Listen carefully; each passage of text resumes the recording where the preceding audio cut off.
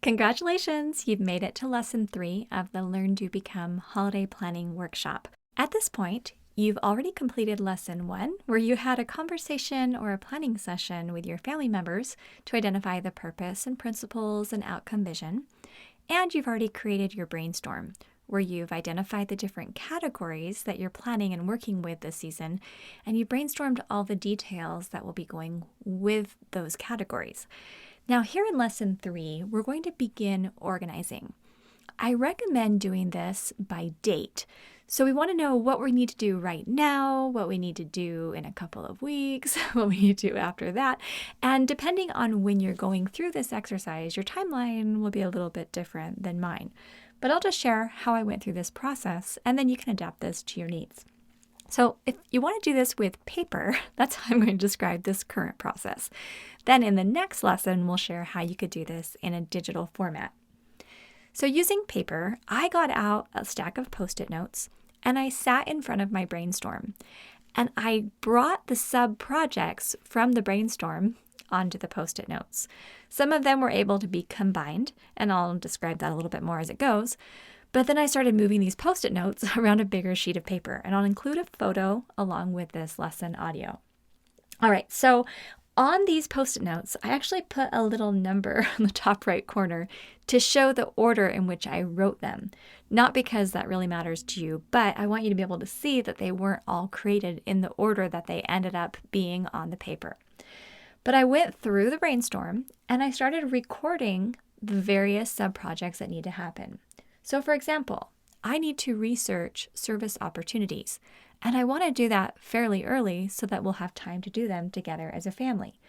Also, there's a list of things that I need to purchase in order to be able to have the materials on hand to bake or do some of the at-home activities that our family members want to do. So it's purchasing ingredients, it's purchasing some supplies, it's purchasing a few of the little gifts I already know that I'm going to buy. And so I wrote all of that down on a little Post-it note.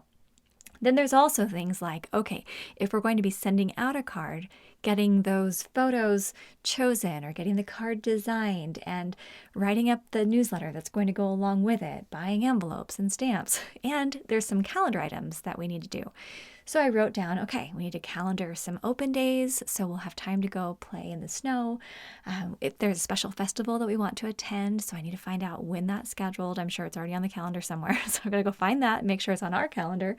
And looking for some free concerts or other activities that are going to be happening in the area, or other parties or events that may be happening in our school or in our local church congregation. So I just started writing down, what do I need to calendar? What do I need to buy? What do I need to order? What kinds of discussions do I need to have? What decisions need to be made? And I just went through and put all of those on Post-it notes. And as I wrote them down, I just kind of set them on the bigger piece of paper in the spot where I thought they might end up. So things that feel more urgent, I put them up towards the top. And things that I thought, oh, I could do that, after Thanksgiving, or I could do that right before the holiday, I put that at the bottom. I also want to take just a moment to talk about the budgeting that's going to go with this process. Obviously, we want to make sure that we're not going to just spend a whole lot of money and go into debt because now we're trying to buy a lot of stuff for everybody in our lives. The way that we do this in our family is we have a pretty similar budget for things like our tree, and we have a budget for each child as far as what we spend on their gifts. And then most of what we do actually is free.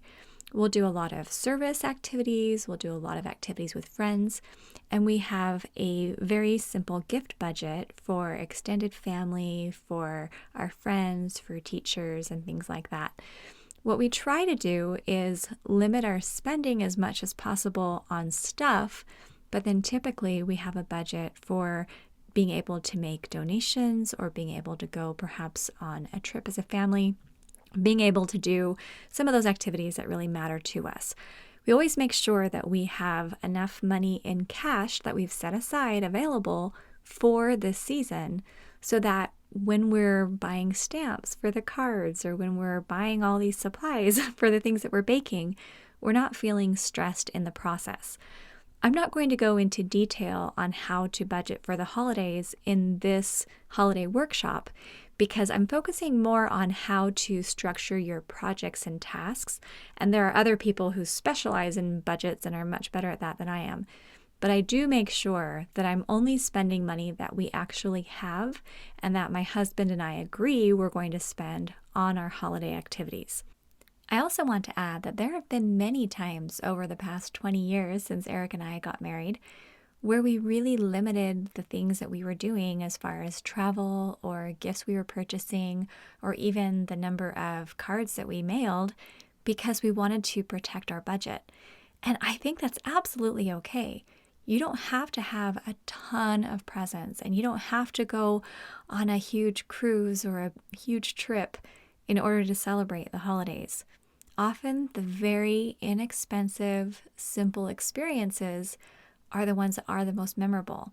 And I want to add that now that we're in a financial situation where I don't need to be worried about how many stamps that I'm purchasing, I still find that I gravitate towards the activities that don't have a financial component because they have been the most memorable ones for us. So hopefully that will be helpful.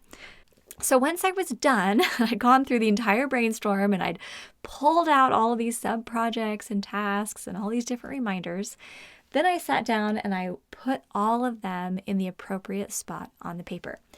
So I ended up with about 5 at the top and then 6 on the next line, 4 on the next line, and 2 on the bottom line. So it's just 4 groupings. And then because I'm recording this at the end of October, I wrote down early November, mid-November, after Thanksgiving, and December. Now, let's say your family celebrates Christmas and you're doing this planning session 5 days before. You might say today, tomorrow, right? The following day, day before, Christmas Eve, whatever. So this is up to you. If you're planning well in advance, then you're going to have larger windows. If you're planning just super close to the holiday, you're obviously going to have smaller windows. So this will be up to you.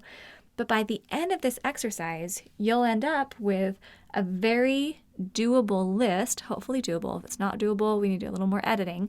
You'll end up with a very doable list that's organized with specific deadlines. So I know over the next 15 days, I don't need to worry about every single thing that our family wants to do during the holiday season. I don't have to have every service project planned. I don't have to have all travel details organized. I just need to do the top 5 or 6 things that I've got identified. So hopefully this can be a simple process for you. Just get a stack of Post-it notes, maybe have a piece of poster board, or you could do this in a little office area and stick the Post-it notes on the wall, or sit down at a big table and just put them in front of you or put them on sheets of paper.